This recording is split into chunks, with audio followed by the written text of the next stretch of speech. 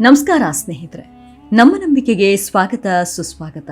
ಸ್ನೇಹಿತರೆ, ಮಹಾಭಾರತ ಇದು ಕೇವಲ ಒಂದು ಯುದ್ಧದ ಕಥೆಯಲ್ಲ. ಇದು ಧರ್ಮ ಅಧರ್ಮ, ಪ್ರೀತಿ ದ್ವೇಷ, ಶಾಪ ವರ, ವಿಧಿ ಪುರುಷಾರ್ಥಗಳ ಅದ್ಭುತ ಸಂಗಮ. ಸಾವಿರಾರು ವರ್ಷಗಳ ನಂತರವೂ ಈ ಮಹಾಕಾವ್ಯದಲ್ಲಿ ಕೆಲವು ಪ್ರಶ್ನೆಗಳಿಗೆ ಸ್ಪಷ್ಟ ಉತ್ತರ ಸಿಕ್ಕಿಲ್ಲ. ಕೆಲವು ಘಟನೆಗಳು ಇಂದಿಗೂ ಇತಿಹಾಸಕಾರರನ್ನು, ಪುರಾಣ ತಜ್ಞರನ್ನು ಮತ್ತು ಸಂಶೋಧಕರನ್ನ ಚಿಂತೆಗೆ ದೂಡುತ್ತಿವೆ. ಭೀಷ್ಮರು ಯುದ್ಧವನ್ನ ತಡೆಯಬಹುದಿತ್ತ? ಕರ್ಣನು ಪಾಂಡವರೊಂದಿಗೆ ಸೇರಿದ್ದರೆ ಇತಿಹಾಸವೇ ಬದಲಾಗುತ್ತಿತ್ತ? ಶ್ರೀಕೃಷ್ಣನು ಎಲ್ಲವನ್ನ ತಿಳಿದಿದ್ದರೂ ಯುದ್ಧವನ್ನ ಯಾಕೆ ತಡೆಯಲಿಲ್ಲ? ದ್ರೌಪದಿಯ ವಸ್ತ್ರಾಪರಣದ ಸಮಯದಲ್ಲಿ ಸಭೆಯಲ್ಲಿದ್ದ ಮಹಾರಥಿಗಳು ಮೌನವಾಗಿದ್ದು ಏಕೆ? ಹೀಗೆ ಇಂದಿಗೂ ಉತ್ತರ ಸಿಗದ 10 ನಿಗೂಢ ಪ್ರಶ್ನೆಗಳ ಬಗ್ಗೆ ಈ ಸಂಚಿಕೆಯಲ್ಲಿ ಹೇಳ್ತಾ ಹೋಗ್ತೀನಿ. ಅದಕ್ಕೂ ಮುನ್ನ ನಮ್ಮ ನಂಬಿಕೆಗೆ ನಿಮ್ಮ ಬೆಂಬಲವಿರಲಿ. ಎಲ್ಲಾ ವಿಧದ ತ್ವಚೆಯ ಸಮಸ್ಯೆಗಳಿಗೆ ಧೀಮಹಿ ಪ್ರಾಡಕ್ಟ್ ರಾಮಬಾಣದಂತೆ ಕೆಲಸ ಮಾಡುತ್ತೆ. ಕೇವಲ 3 ದಿನದಲ್ಲೇ ವ್ಯತ್ಯಾಸ ನೋಡ್ತೀರಾ. ಯಾವುದೇ ಅಡ್ಡ ಪರಿಣಾಮಗಳಿಲ್ಲ. ಕೆಮಿಕಲ್ ರಹಿತವಾದ 16 ನೈಸರ್ಗಿಕ ಪದಾರ್ಥಗಳ ಮಿಶ್ರಣದಿಂದ ತಯಾರಾದ 100% ಆರ್ಗ್ಯಾನಿಕ್ ಧೀಮಹಿ ಪ್ರಾಡಕ್ಟ್. ಹೆಚ್ಚಿನ ಮಾಹಿತಿಗಾಗಿ ಕೆಳಕಂಡ ದೂರವಾಣಿಗೆ ಸಂಪರ್ಕಿಸಿ. ಸ್ನೇಹಿತರೆ, ಮೊದಲನೇ ಪ್ರಶ್ನೆ ಅಂದ್ರೆ ಶ್ರೀಕೃಷ್ಣ ಯುದ್ಧವನ್ನ ಯಾಕೆ ತಡಿಲಿಲ್ಲ ಅನ್ನೋದು. ಶ್ರೀಕೃಷ್ಣನು ಪರಬ್ರಹ್ಮ, ವಿಷ್ಣುವಿನ ಅವತಾರ ಎಂದು ಪರಿಗಣಿಸಲಾಗುತ್ತೆ. ಅಲ್ಲದೆ ಇಡೀ ಬ್ರಹ್ಮಾಂಡದ ಭವಿಷ್ಯದ ಜ್ಞಾನವೂ ಇತ್ತು. ಹಾಗಿದ್ದರೆ ಲಕ್ಷಾಂತರ ಯೋಧರ ಸಾವಿಗೆ ಕಾರಣವಾದ ಕುರುಕ್ಷೇತ್ರ ಯುದ್ಧವನ್ನು ಯಾಕೆ ತಡೆಯಲಿಲ್ಲ ಅಂತ ಕೆಲವರು ಕೇಳ್ತಾರೆ. ಅಲ್ಲದೆ ಮತ್ತು ಕೆಲವರ ಮೊಂಡುವಾದವೇನೆಂದ್ರೆ, ದೇವರಾದವನು ಸಾಮಾನ್ಯ ಜನರ ನೆತ್ತರೂ ಹರಿಸುತ್ತಾನೆಯೇ? ಅಂಥವನು ದೇವರಾಗೋಕೆ ಹೇಗೆ ಸಾಧ್ಯ ಅಂತ ಕೇಳುವವರು ಹೇಳುವವರು ಇಂದು ಸಾಮಾನ್ಯವಾಗಿ ಕಾಣಸಿಗ್ತಾರೆ. ಇನ್ನೂ ಹಲವರು ಅಧರ್ಮದ ನಾಶ ಮತ್ತು ಧರ್ಮದ ಸ್ಥಾಪನೆಗಾಗಿ ಯುದ್ಧ ಅನಿವಾರ್ಯವಾಗಿತ್ತು. ಮತ್ತೊಬ್ಬರ ಅಭಿಪ್ರಾಯದಲ್ಲಿ ಮಾನವನ ಕರ್ಮಫಲವನ್ನು ದೇವರು ಬದಲಾಯಿಸುವುದಿಲ್ಲ ಎಂದು. ಹೀಗಾಗಿ ಇಂದಿಗೂ ನಾನಾ ಪ್ರಶ್ನೆಗಳು ಉಳಿಯುತ್ತವೆ. ಅಲ್ಲದೆ ದೇವರಾದವನಿಗೆ ಯುದ್ಧವನ್ನ ತಡೆಯಲು ಸಾಧ್ಯವಿರಲಿಲ್ವಾ, ಅಥವಾ ಅದು ದೇವರ ಯೋಜನೆಯ ಭಾಗವ ಅನ್ನೋ ನಾನಾ ಪ್ರಶ್ನೆಗಳು ಇಂದಿಗೂ ಮನುಷ್ಯನಾದವನ ತಲೆಯಲ್ಲಿ ಓಡಾಡುತ್ತವೆ. ಇನ್ನು ಎರಡನೆಯದ್ದು, ಭೀಷ್ಮರು ಮೌನವಾಗಿದ್ದು ಏಕೆ? ಭೀಷ್ಮರು ಮಹಾನ್ ಯೋಧರು, ಧರ್ಮಜ್ಞರು. ಆದರೆ ದ್ರೌಪದಿಯ ವಸ್ತ್ರಾಪರಣ ನಡೆಯುವಾಗ ಅವರು ಮೌನವಾಗಿದ್ರು. ಧರ್ಮದ ಬಗ್ಗೆ ಉಪದೇಶ ಮಾಡಿದ ಭೀಷ್ಮರು ಆ ಕ್ಷಣದಲ್ಲಿ ಯಾಕೆ ಮಾತನಾಡಲಿಲ್ಲ? ಅವರ ಪ್ರತಿಜ್ಞೆಯೇ ಅವರನ್ನ ಬಂಧಿಸಿತ್ತೆ, ಅಥವಾ ಹಸ್ತಿನಾಪುರದ ಸಿಂಹಾಸನದ ಮೇಲಿನ ನಿಷ್ಠೆಯೇ ಅವರ ಧರ್ಮವನ್ನ ಮೀರಿತ್ತೆ? ಈ ಪ್ರಶ್ನೆಗೆ ಸ್ಪಷ್ಟ ಉತ್ತರ ಮಹಾಭಾರತ ನೀಡುವುದಿಲ್ಲ. ಇನ್ನು ಮೂರನೆಯದ್ದು, ಕರ್ಣನು ಪಾಂಡವರೊಂದಿಗೆ ಸೇರಿದ್ದರೆ ಏನಾಗುತ್ತಿತ್ತು? ಹೌದು, ಯುದ್ಧಕ್ಕೂ ಮುನ್ನ ಕುಂತಿದೇವಿ ಕರ್ಣನಿಗೆ ಸತ್ಯ ಹೇಳ್ತಾಳೆ, ನೀನೇ ನನ್ನ ಮೊದಲ ಮಗ ಎಂದು. ಅಲ್ಲಿಂದ ಕರ್ಣನಿಗೆ ಪಾಂಡವರೊಂದಿಗೆ ಸೇರುವ ಅವಕಾಶವಿತ್ತು. ಆದರೆ ಆತ ದುರ್ಯೋಧನನ ಸ್ನೇಹವನ್ನ ಬಿಟ್ಟು ಬರಲಿಲ್ಲ. ಒಂದು ವೇಳೆ ಕರ್ಣನು ಪಾಂಡವರೊಂದಿಗೆ ಸೇರಿದ್ದರೆ ಕುರುಕ್ಷೇತ್ರ ಯುದ್ಧವೇ ನಡೀತಾ ಇರಲಿಲ್ವಾ? ದುರ್ಯೋಧನ ಶರಣಾಗುತ್ತಿದ್ದನ, ಅಥವಾ ಇತಿಹಾಸವೇ ಸಂಪೂರ್ಣ ಬದಲಾಗುತ್ತಿತ್ತ?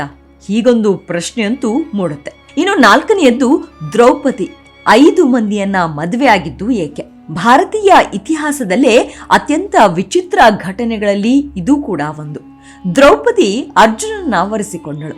ಆದರೆ ಕುಂತಿಯ ಮಾತಿನ ಕಾರಣದಿಂದ 5 ಪಾಂಡವರ ಪತ್ನಿಯಾದಳು. ಇದರಲ್ಲಿ ನಿಜವಾಗಿಯೂ ಕುಂತಿಯ ತಪ್ಪಿತ್ತ, ಅಥವಾ ದೇವರ ಯೋಜನೆಯಾಗಿತ್ತ? ಕೆಲವು ಪುರಾಣಗಳು ಹಿಂದಿನ ಜನ್ಮದ ವರವನ್ನ ಕಾರಣವೆಂದು ಹೇಳುತ್ತವೆ. ಆದರೆ ಮೂಲ ಭಾರತದಲ್ಲಿ ಇದರ ಬಗ್ಗೆ ಇನ್ನೂ ಚರ್ಚೆಗಳಿವೆ. ಸರಿ ತಪ್ಪುಗಳು, ಸತ್ಯ ಮಿಥ್ಯಗಳು ಮಾನವನ ತರ್ಕಕ್ಕೆ ಬಿಟ್ಟ ವಿಚಾರವಾಗಿದೆ. ಇನ್ನು 5ನೆಯದ್ದು, ಅಭಿಮನ್ಯುವಿಗೆ ಚಕ್ರವ್ಯೂಹದಿಂದ ಹೊರಬರುವುದು ಗೊತ್ತಿರಲಿಲ್ವಾ? ಅಭಿಮನ್ಯು ತಾಯಿಯ ಗರ್ಭದಲ್ಲಿದ್ದಾಗ ಚಕ್ರವ್ಯೂಹ ಭೇದಿಸುವ ವಿಧಾನವನ್ನ ಕೇಳಿದ್ದ. ಆದರೆ ಹೊರಬರುವ ವಿಧಾನ ಕೇಳುವ ಮೊದಲೇ ಸುಭದ್ರೆ ನಿದ್ರಿಸಿದ್ದಳು ಎಂಬ ಉಲ್ಲೇಖ ಸಿಗುತ್ತೆ. ಆದರೆ ಒಂದು ಪ್ರಶ್ನೆ ನಮ್ಮನ್ನ ಕಾಡುತ್ತೆ. ಅರ್ಜುನನಂಥ ಗುರುಗಳ ಬಳಿ ಬೆಳೆದ ಅಭಿಮನ್ಯುವಿಗೆ ನಿಜವಾಗಿಯೂ ಹೊರಬರುವ ವಿಧಾನ ಗೊತ್ತಿರಲಿಲ್ವೇ? ಅಥವಾ ಯುದ್ಧದ ಸಂದರ್ಭವೇ ಅವನನ್ನ ಸುತ್ತುವರೆದು ಮೋಸದ ಮೂಲಕ ಕೊಂದರ? ವಿಧಿಯಾಟದಲ್ಲಿ ಇದೊಂದು ವ್ಯವಸ್ಥಿತ ಜಾಲವಾಗಿತ್ತಾ ಅನ್ನೋ ಪ್ರಶ್ನೆ ಮೂಡುತ್ತೆ. ಇನ್ನು 6ನೆಯದ್ದು, ಅಶ್ವತ್ಥಾಮ ಇನ್ನೂ ಜೀವಂತವಾಗಿದ್ದಾನ?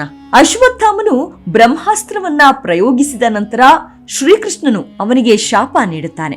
ಹೀಗಾಗಿ ಅಶ್ವತ್ಥಾಮ ಸಾವಿರಾರು ವರ್ಷ ಭೂಮಿಯಲ್ಲಿ ಅಲೆದಾಡುತ್ತಿರುತ್ತಾನೆ ಎಂದು ಪುರಾಣ ಹೇಳುತ್ತದೆ. ಇಂದಿಗೂ ಭಾರತದ ಅನೇಕ ಭಾಗಗಳಲ್ಲಿ ಅಶ್ವತ್ಥಾಮನನ್ನ ನೋಡಿದ್ದೇವೆ ಎಂಬ ಕಥೆಗಳು ಕೇಳಿಬರುತ್ತವೆ. ಆದರೆ ಇದಕ್ಕೆ ಯಾವುದೇ ಐತಿಹಾಸಿಕ ಸಾಕ್ಷ್ಯಗಳಿಲ್ಲ. ಹಾಗಿದ್ದರೆ ಇದು ಕೇವಲ ನಂಬಿಕೆಯ ಅಥವಾ ಇನ್ನೂ ಬಗೆಹರಿಯದ ನಿಗೂಢವ ಅನ್ನೋದು ಯಕ್ಷ ಪ್ರಶ್ನೆಯೇ. ಇನ್ನು 7ನೆಯದ್ದು, ಘಟೋತ್ಕಚನನ್ನ ಮೊದಲೇ ಬಲಿ ಕೊಟ್ಟಿದ್ದು ಯಾಕೆ? ಘಟೋತ್ಕಚನು ಪಾಂಡವರ ಅತ್ಯಂತ ಶಕ್ತಿಶಾಲಿ ಯೋಧ.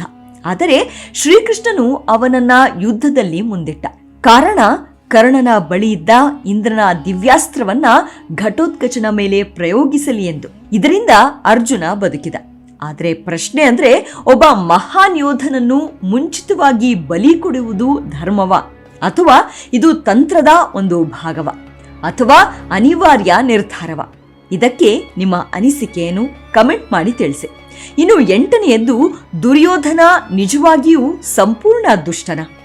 ಮಹಾಭಾರತದಲ್ಲಿ ದುರ್ಯೋಧನನನ್ನ ಖಳನಾಯಕನಾಗಿ ಚಿತ್ರಿಸಲಾಗಿದೆ. ಆದರೆ ಅವನಲ್ಲಿ ಕೆಲವು ಉತ್ತಮ ಗುಣಗಳು ಕೂಡ ಇದ್ವು.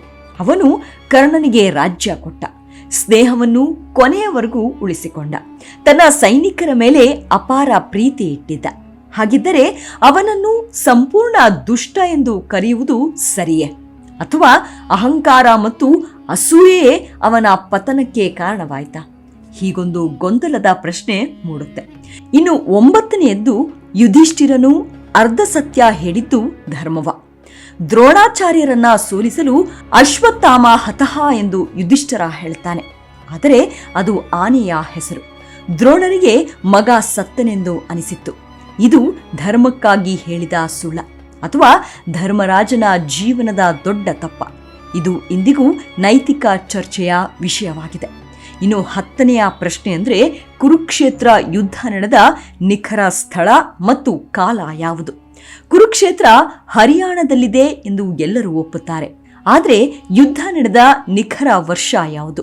ಶಕವರ್ಷ 3102 ಅಥವಾ ಶಕವರ್ಷ 3139 BCEನ, ಅಥವಾ ಶಕವರ್ಷ 5561 BCEನ, ಅಥವಾ ಇನ್ನೂ ಬೇರೆ ಕಾಲವಿದೆಯಾ? ಜ್ಯೋತಿಷ್ಯ, ಪುರಾತತ್ವ ಮತ್ತು ಖಗೋಳಶಾಸ್ತ್ರದ ಆಧಾರದ ಮೇಲೆ ಹಲವಾರು ಅಭಿಪ್ರಾಯಗಳಿವೆ. ಆದರೆ ಎಲ್ಲರೂ ಒಪ್ಪುವ ಒಂದೇ ದಿನಾಂಕ ಇನ್ನೂ ಲಭ್ಯ ಆಗಿಲ್ಲ. ಆದರೆ ನಡೆದಿರುವುದಂತೂ ಕಟು ಸತ್ಯವೇ. ಆದರೆ ಯಾವಾಗ ಅನ್ನೋ ಗೊಂದಲವಂತೂ ಇಂದಿಗೂ ಎಂದೆಂದಿಗೂ ಕಾಡದೆ ಬಿಡಲಾರದು. ಹೀಗೆ ಮಹಾಭಾರತ ನಮಗೆ ಉತ್ತರಗಳಿಗಿಂತ ಪ್ರಶ್ನೆಗಳನ್ನೇ ಹೆಚ್ಚು ಕೊಡುತ್ತದೆ. ಪ್ರತಿಯೊಂದು ಪಾತ್ರವೂ ಸಂಪೂರ್ಣ ಒಳ್ಳೆಯವರು ಅಲ್ಲ, ಸಂಪೂರ್ಣ ಕೆಟ್ಟವರು ಅಲ್ಲ.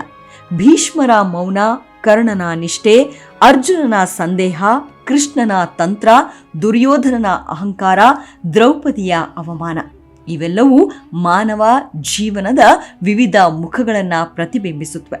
ಅದಕ್ಕಾಗಿಯೇ ಸಾವಿರಾರು ವರ್ಷಗಳ ನಂತರವೂ ಮಹಾಭಾರತ ಹೊಸ ಹೊಸ ಪ್ರಶ್ನೆಗಳನ್ನು ಹುಟ್ಟುಹಾಕುತ್ತದೆ. ಸ್ನೇಹಿತರೆ, ಮಹಾಭಾರತ ಕೇವಲ ಓದಿ ಮುಗಿಸುವ ಗ್ರಂಥವಲ್ಲ. ಪ್ರತಿ ಸಾರಿ ಓದಿದಾಗ ಹೊಸ ಅರ್ಥ, ಹೊಸ ಪ್ರಶ್ನೆ ಮತ್ತು ಹೊಸ ಸಂದೇಶ ನೀಡುವ ಅದ್ಭುತ ಮಹಾಕಾವ್ಯ. ಇಂದು ನಾವು ತಿಳಿದ ಈ ಉತ್ತರ ಸಿಗದ 10 ಪ್ರಶ್ನೆಗಳು ಕೇವಲ ಪುರಾಣದ ಕುತೂಹಲವಲ್ಲ. ಧರ್ಮ, ನ್ಯಾಯ, ಕರ್ಮ ಮತ್ತು ಮಾನವನ ಸ್ವಭಾವದ ಬಗ್ಗೆ ಆಳವಾದ ಚಿಂತನೆಗೆ ನೂಕುವ ವಿಚಾರಗಳೇ. ಈ 10 ಪ್ರಶ್ನೆಗಳಲ್ಲಿ ನಿಮ್ಮನ್ನ ಹೆಚ್ಚು ಯೋಚಿಸುವಂತೆ ಮಾಡಿದ ಪ್ರಶ್ನೆ ಯಾವುದು ಅನ್ನೋದನ್ನ ಕಾಮೆಂಟ್ ಬಾಕ್ಸ್ನಲ್ಲಿ ತಿಳಿಸಿ. ಮುಂದಿನ ಸಂಚಿಕೆಯಲ್ಲಿ ಮತ್ತೆ ಸಿಗೋಣ. ಅಲ್ಲಿಯವರೆಗೂ ನಿಮ್ಮ ಆರೋಗ್ಯದ ಕಡೆ ಗಮನವಿರಲಿ. Take care. ನಮಸ್ಕಾರ.